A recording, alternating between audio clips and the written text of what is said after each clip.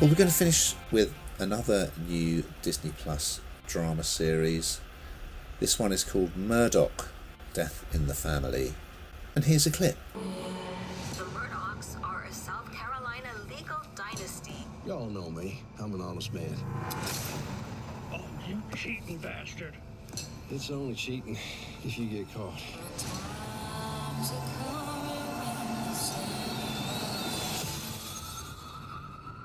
What happened? There's been an accident. They find her? One's still missing.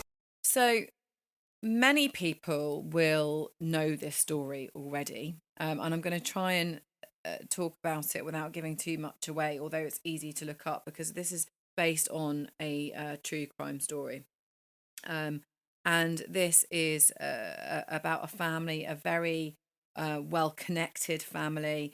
It's they live in South Carolina, and in the legal system, there isn't anyone they don't know. They arguably control kind of absolutely everything. But I always think this. If you sit back long enough, the bodies float by, and that's kind of what happens here, really. And there's no pun intended with that, because of course there is a tragic boating accident, and that is the beginning of the unraveling of what's been going on in this family. So they're leading the high life, or to the outside world, they look like they've got absolutely everything, money, notoriety, a loving sort of scenario, but really beneath it all, it's really very, very murky. So this has been dramatized into an 8-part series, and it just tells the story of exactly what happened and how the wheels came off.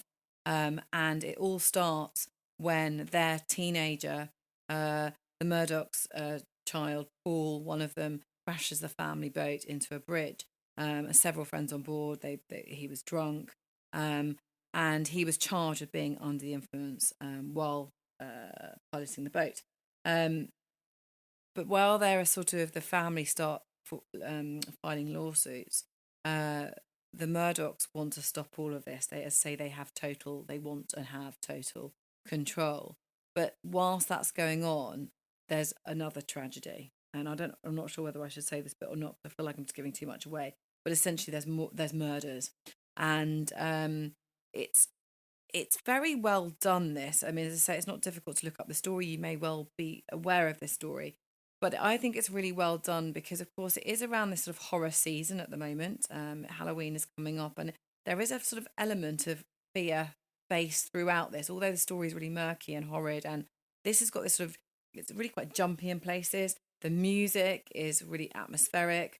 They have done it really very well. It's very, very dramatic. I think there are really powerful scenes in this that brings this whole story to life, I suppose. But not only that, it's not just sort of the kind of the wanton drive to have power and money and everything, but also the other side of it, when all the wheels start to come off, actually seeing somebody very raw, very broken, and perhaps the reason why they are where they are now. So I think this is actually very, very good. What do you think, Ian? Yeah, I did watch the documentary series about the Murdaugh murders on Netflix. It's still on there, I think, and it was really good. So it starts off, you think, oh, it's a crime drama about this boating accident where this one of their sons, who's a real kind of nasty character, Paul, he's played by Johnny Berthold from Reacher. He's taking his mates out on this boat. He's drunk. He's playing up, and he crashes it into a bridge, and there's a tragedy. And you think, oh, it's all about that then, presumably, and him, getting tried for that. It evolves into a totally different and shocking, unexpected, complicated story about the family, and I think they've done it justice here. It's a very good dramatisation. Jason Clarke, who from Zero Dark 30, the Aussie actor, so we had him last week, didn't we, in The Last Frontier, who's great in that. He's good as Alex Murdaugh, the patriarch, in this, who is, a challenging character. Troubled marriage to his wife Margaret, played by the brilliant Patricia Arquette, who people might know from Severance. And then you've got Will Harrison from Daisy Jones and the Six, plays the other son, Buster, and there's kind of like some sibling rivalry between the two sons because Buster is off to law school to continue the family tradition of, getting involved in the legal system. So yeah, it looks great, and I would say, don't Google it. Hold off watching the documentary series if you haven't, and just let the drama tell the story, because it's really good, and it's based on the hit podcast that kind of made the Murdaugh story very famous.